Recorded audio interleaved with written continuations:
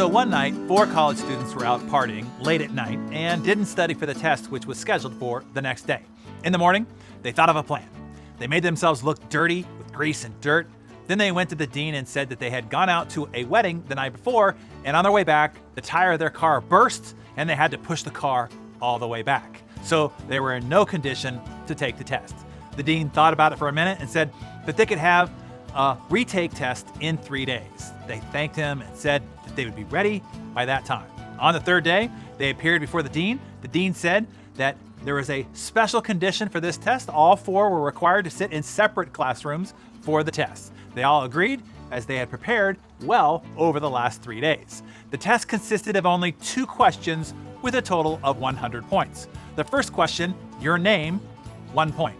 Second question, which tire burst? 99 points. Options A, front left, B, front right, C, back left, D, back right. As Walter Scott wrote, "Oh, what a tangled web we weave when at first we start to deceive." Lies tax your brain, cause stress, and harm your body. When you lie, you create what is called cognitive dissonance, which describes the discomfort you feel when holding 2 or more conflicting thoughts. Lying requires a lot of effort. When you tell the truth, you simply remember what happens. When you lie, you have to consider what you're trying to hide. Figure out a believable version of the opposite, give a convincing performance to sell that lie, and then remember it for the rest of eternity so that you never get caught. Even if you're pretending to love your grandmother's heinous tasting fruitcake, that creates a lot of pressure. Furthermore, it builds and builds every time you lie.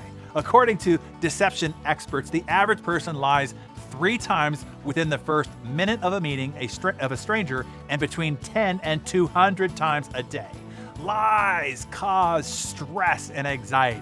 If you need proof, just consider the polygraph machine, which has become known as the lie detector. It doesn't actually detect lies specifically, but rather the signs of stress that accompany telling them. While stress isn't a definitive indicator of lying, it is often the clue. Luckily, I cannot tell a lie. I am not kidding. It's weird. It's why I cannot play poker. My tell is my entire body. Every fiber of my being broadcasts my bluff. It is also why I don't cheat on my wife, or my taxes, or falsely praise someone. I just can't pull it off. And all I can tell you is I sleep deeply at night. I don't have that tangled web to keep track of in my head. I highly recommend it.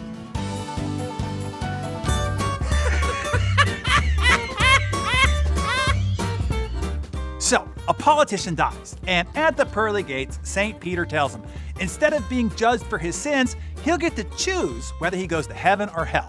The politician replies, saying he already knows that he wants to go to heaven. St. Peter explains that before he chooses, he has to visit both places so each one will get a fair chance.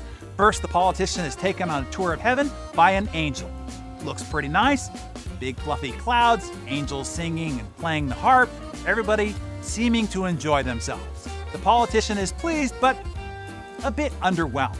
Then he visits hell and gets a personal tour by Satan himself. Surprisingly, it is magnificent.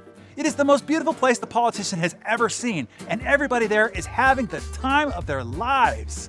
It had an open buffet filled with delicious smelling food, a beautiful garden, a pool with a water slide, a dance floor, a massage parlor, and innumerable other attractions. It makes heaven look dull and boring by comparison.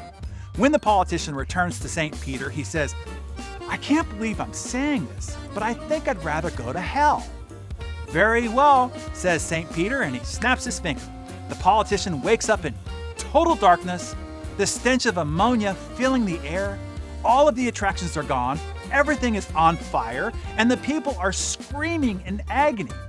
"I don't understand," cries the politician. He turns to face Satan, who is now in the corner chuckling.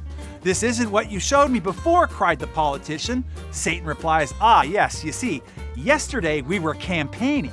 This is after we got your vote." Okay, how about another death joke, eh? Two women who recently died were at the pearly gates. Woman number 1 asked woman number 2, "So, how did you die?" Woman 2 says, "I froze to death."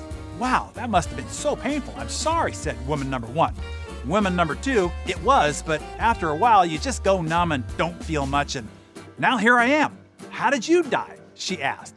Woman number 1 said, "Well, I thought my husband was cheating on me, so I rushed home early from work, but when I busted through the door, he was just sitting on the couch in his boxers playing a video game.